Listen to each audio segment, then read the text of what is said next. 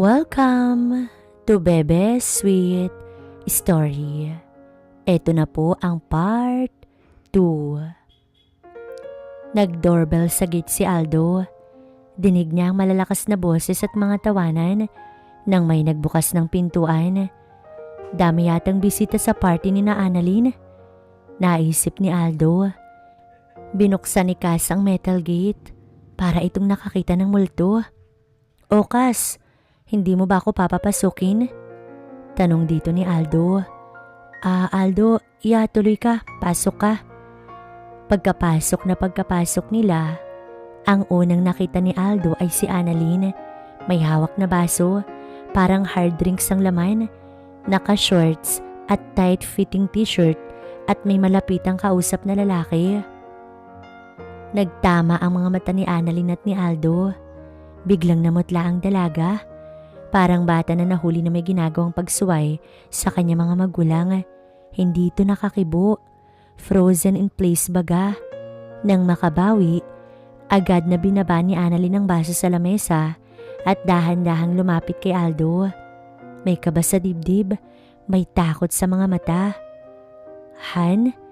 Ang nasambit na lamang ng dalaga at humalik ito sa pisngi ni Aldo. Guys, this is my boyfriend, Aldo." Pakilala ng dalaga sa mga kaparty. Walang bumati sa binata dahil lahat ay gulat na gulat dahil sa kanyang pagdating. Tahimik ang lahat. "So, this is the guy who stole my GF?" Malakas na boses ng lalaking kausap ni Annalyn nang siya'y dumating. "Mike, shut up!" Pagalit na saway ni Cass. "So this is Mike?" Sambit ni Aldo sa sarili. "Ulitin mo nga yung mga sinabi mo." Humakbang palapit si Aldo kay Mike at pumagitna naman si Annalyn at si Cass. Sinipat ni Aldo si Mike. Mas matangkad dito sa kanya. Baka 6-footer compared sa 5'10" niyang height, pero mas matipuno ang kanyang pangangatawan. Sinipat din siya ni Mike. "Kaya ko ba to?" Tanong ni Mike sa sarili. Marunong siya ng taekwondo, pero sa tingin niya, maalam din si Aldo at hindi aatras. Tama siya, marunong si Aldo. Katunayan ay nag-aarni si Aldo at magaling ito sa style ng Yoyan, sayaw ng kamatayan o Filipino martial arts. Kita ni Annalyn ang galit sa mga mata ni Aldo, tulad ng time na may bumastos sa kanya na dahil sa university. Ganun ang itsura ng galit ng binata. Nainis ng husto si Aldo. Ang feeling niya ay nakakalalaki si Mike sa sinabi nito sa harap ng maraming tao. Ayaw din ito yung sobrang angas ni Mike. Labis na arogante ang dating. "Gago ka. I did not steal Annalyn from you. Break na kayo nang magkakilala kami sa school. Ikaw itong gustong makisawsaw pa. Pero if you like, let's have this conversation outside." Nabasa ni Aldo sa isang magazine na ang ibig sabihin ng "let's have our conversation outside" ay paghahamon ng away o suntukan. Tahimik ang lahat. Hindi man lang kumibo si Mike o nagsalita man lang. Nabahag ang kanyang buntot. "Aldo, ano ka ba? Tumigil ka na nga." May bahid ng pagkainis sa boses ni Annalyn. Tinignan ni Aldo ang nobya na may pagtataka at sakit ng damdamin. Kita ito sa mukha ng binata. "Mag-usap na lang tayo pag bumisita ka sa atin." Sabay talikod at labas ng pintuan. Humabol naman si Annalyn kabuntot si Cass at Belle. Aldo, sandali lang. Mag-usap tayo." Tumigil si Aldo, makarating sa metal gate. "Nakita mong binastos ako ng ex mo, pero parang siya pa yung kinakampihan mo." Hindi galit ang boses ni Aldo, pero halatang halata ang sakit ng damdamin. "Mabuti pa si Cass, sinaway ang gagong yon. At i-review mo yung list ko na inaccept mo willingly. Isa-isahin mo ang mga violate mo." Pagkasabi na to, ay agad lumabas ng gate si Aldo. Humabol si Cass. "Aldo, wait. Please, Aldo. Ngayon kayo mag-usap ni Annalyn." "Mahirap makipag-usap, Cass. I'm not okay." Naintindihan naman ito ng kaibigan ni Annalyn, kaya hindi na pinigilan ang binata na umalis ng tuluyan. Nagtatatakbong umakyat si Annalyn sa kanyang kwarto na umiiyak. "This is all your fault, Mike." Wika ni Cass. "Bakit ako?" Shut up! Alright guys, the party is over. Time to go. You first, Mike, get out. Napakatahimik ng townhouse nang makaalis na lahat ng bisita. Nasa loob ng kwarto ni Annalyn sina Cass at Belle. Hinahagod ang likod ng kaibigan na patuloy pa ring umiiyak ng mga oras na iyon. Maayos din to, Lynn. Let things settle for a while and then talk with Aldo and clarify everything with him. Nandito lang kami para sa'yo. Umiiyak ng gusto si Annalyn, hindi dahil lamang sa nangyari. Naguguluhan din ang kanyang isipan. Alam niyang mahal niya si Aldo, pero parang hindi nawala ang damdamin niya para kay Mike. Parang muling nagatungan ng kanyang damdamin dito nang unang beses siyang dalawin ng ex sa kanilang townhouse. At hindi niya ito man lang sinaway nang ito'y muling dumalaw. Bagkus, parang ini-encourage pa niya ito. Hindi naman talaga kasama si Mike sa gathering ng batch nila, pero siya pa ang nag-invite kay Mike. Hindi niya akalain kasi na sosurpresahin siyang dadalawin ni Aldo sa araw na ito. Samantala si Aldo ay nakatayo sa isang kanto. Tulala, mabilis siyang naglakad palayo sa townhouse. Hindi alam kung saan pupunta. Napatigil lang siya nang makaramdam ng pagod dahil sa hapdi ng damdamin. Kinuha niya ang kanyang cellphone, binuksan ang contacts at pinindot ang call sa tabi ng pangalan ni Lian. Hi Aldo, napatawag ka. Nasaan ka ngayon, Lian? Dito pa rin sa mall. Ayoko pang umuwi. Wala ako sa mood makipag-party. Makikita ko lang kay Nili na naglalabi-dabi. Umalis na ako sa townhouse. Puntahan kita dyan. Anong nangyari, Aldo? Kwento ko na lang sa'yo pagdating ko dyan. Okay, wait kita dito sa McDonald's. Nakakita ng taxi si Aldo at nagpahatid sa gateway sa Cubao. Natanaw agad ni Lian si Aldo habang ito'y naglalakad palapit sa kanya. Lulugo-lugo yung itsura na to. Tumayo si Lian at yumakap kay Aldo. Yumakap din ng binata. Mahigpit ang kanilang yakapan. Hindi alintana na sila ay nasa very public place. Napangiti na lamang sila nang ma-realize na pinapanood na pala sila ng mga tao sa loob ng McDonald's. Naupo sila pero hindi agad umorder. Magkatapat sa lamesa. Magkahawak ang mga kamay sa ibabaw ng lamesa at nagtititigan. Walang salita, para kapwa alam ang nais na maganap. Kinuwento ni Aldo kay Lian ang nangyari. All ears ang dalaga sa salaysay ni Aldo. Tahimik lamang. Pagkatapos ng kwento ni Aldo, ay muli silang natahimik. Binasag ni Lian ang katahimikan sa kanilang pagitan. Aldo, take me somewhere private. Without saying a word, Aldo stood and took Lian's hand and led her out of the fast food restaurant. Sa isang corner ng mall, sila ay tumigil.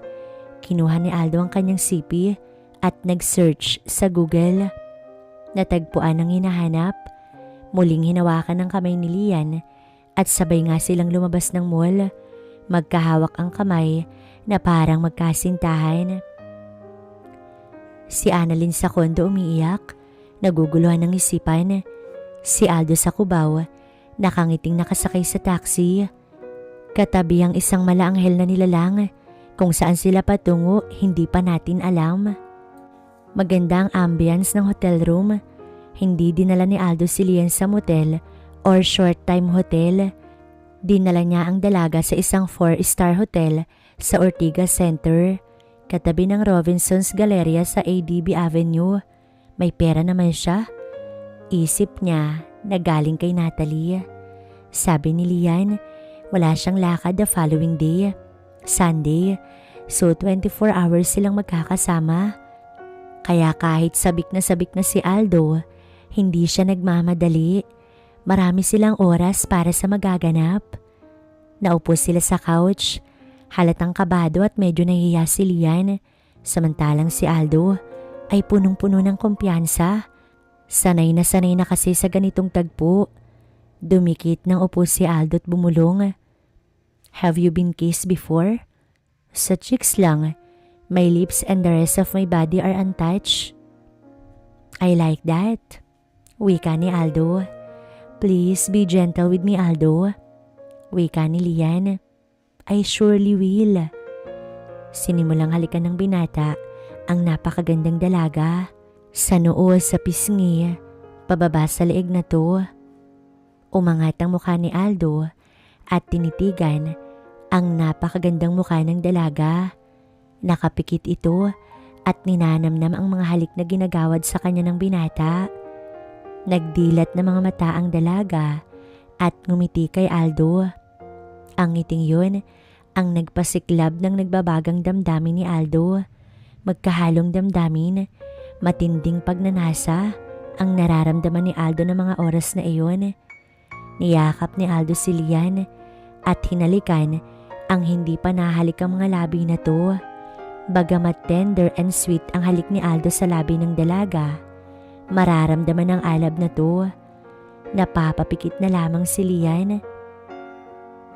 Unang halik ni Lian, subalit naging maalab ang kanyang tugon. Grabe ka talaga, Aldo. Iba ka palang humalik. Eh syempre, halatang ganado ka nga eh. Ang sama naman na to. Sabay kurot sa tagiliran ni Aldo. Kasunod ay ang paghalik na muli sa mga labi ng binata. Mas matinding halikan. Nang muling magbitaw ang kanilang mga labi. Lian, pwede bang mag-request? Tell me kahit ano gagawin ko. Nanlaki ang mga mata sa tuwa ni Aldo at gulat sa sinabi ng dalaga. Gusto ko sana makita yan eh. Sure, yun lang pala eh. Sagot ni Lian. Tuwang-tuwa naman si Aldo. Muli namang hinalikan ni Lian si Aldo. At ng mga oras na yon ay hindi na nga nila napigilan ang kanilang mga sarili. At dahil sa parehas na init na nararamdaman, ay nagawa nga nila ang bagay na iyon. Todo bigay si Lian, napapapikit at napapakapit sa mga braso ni Aldo. Si Aldo naman ay nakangiti habang ginagawa ang bagay na iyon. Talaga namang napakaswerte ni Aldo. Lahat na lamang yata ay kanyang nakukuha. Napakagwapo ka nga. Napakalakas ng dating. Ilang sandali nga lang ay narating nila ang dulo na parehas. Pawisan at lupaypay ng matapos. 7:00 ng gabi, lumabas muna sa hotel ang dalawa at pumunta sa katabing Galleria Mall. Pumasok sa Friday's Restaurant at umorder ng baby back ribs. Panayang bungisngis ng dalawa, halatang satisfied at gusto pang ulitin ang naganap kanina. Ano, okay ka lang ba? O baka naman nabitin ka? I feel fine, pero dapat ulitin natin. Of course, gagawin natin yun all night. Pagbalik sa kanilang hotel room, nag-text si Lian kay Belle na hindi ito makakauwi that night sa townhouse. Napansin naman ni Aldo na may 3 missed calls siya from Annalyn pero hindi niya ito pinansin. Maraming beses pa nilang ginawa ang bagay na iyon ni Lian. 5, 6, 7 beses. Hindi nila matandaan. Nag-check out sila ng 11:00 ng umaga ng linggo kinabukasan. Sumakay sila ng taxi at binaba ni Aldo ang dalaga sa may kanto malapit sa townhouse. Nakasakay sa bus pabalik ng Batangas City si Aldo. Naka5 missed calls ang kanyang nobya. Then, naka-receive siya ng text mula rito. Please pick up, Han. Please accept my call. Nireplyan niya ito. Mag-usap na lang tayo this coming Saturday pag uwi mo. Puntahan kita sa inyo. Okay, Han. I love you, Han. See you this Saturday. Hindi na nag-reply si Aldo. Dumating ang Sabado, 7:00 ng gabi. Dumating si Aldo sa bahay ni na Annalyn. Magalang na bumati ang binata sa mga magulang ng nobya at may dinagdag. May pag-uusapan po kaming mahalaga ni Annalyn. Pwede po ba kayong umupo kasama namin? Laking pagtataka ni Annalyn. Gayon din ang mga magulang na to. Nagpaunlak naman ang mga magulang ng dalaga at naupong kasama nga nila. Annalyn, mahal kita, alam mo yan. Pero hindi ako sure kung talagang mahal mo rin ako eh. Mahal kita, Aldo, maniwala ka. I believe you, pero I feel May damdamin ka pa rin sa ex mo. Hindi nakapagsalita si Annalyn. Kaya mas mainam, para hindi tayo magkasakitan ng damdamin, mag-break na lang tayo. Gimbal si Annalyn. Hindi niya akalain man lang na makikipag-break ang binata sa kanya. At isa pa, nais kong ma-achieve mo yung dream mo na magka-doctorate para maging psychotherapist ka. Suggestion ko lang, wag mo na kayo magbalikan ni Mike pag nakatapos ka na. Nagsimulang umiyak si Annalyn.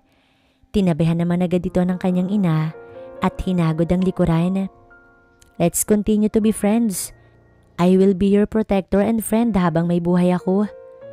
Nagsimula na ring umiyak ang machong binata. At sa gabing ang iyon ay naghiwalay na nga ang dalawa.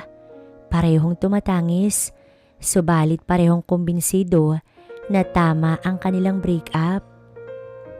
8 taon nang lumipas, nakaupo si Aldo at nagbabasa ng may papalapit sa kanya. Come here, sweetheart, and sit on my lap, na agad ginawa ng sinabihan. Natapos ni Aldo ang kanyang pag-aaral at nakamit ang minimithing engineering degree. Nakapasa ito sa board exam at ngayon ay junior engineer sa isang malaking company. Malaki ang sweldo. I love you, sweetheart. I love you too, daddy. Tugon kay Aldo mula sa isang 3 taong gulang na batang babae. Anak ni Aldo. Han, kamusta na kayo dyan ng baby natin? Tumawag ang misis ni Aldo. Han?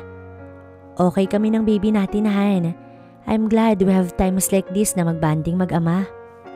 How's your psychotherapy session? Psychotherapy?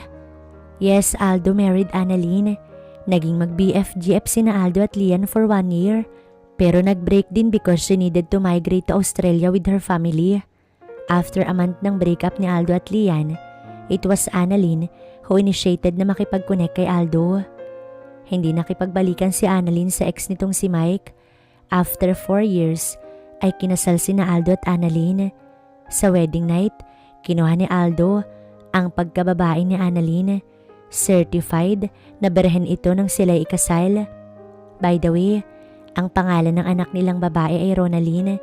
Pinagsama ang kanilang pangalan, Ronaldo at Annalyn. Kung talagang ukol, bubukol. Hindi pagiging panakip butas ang tadhana ni Aldo.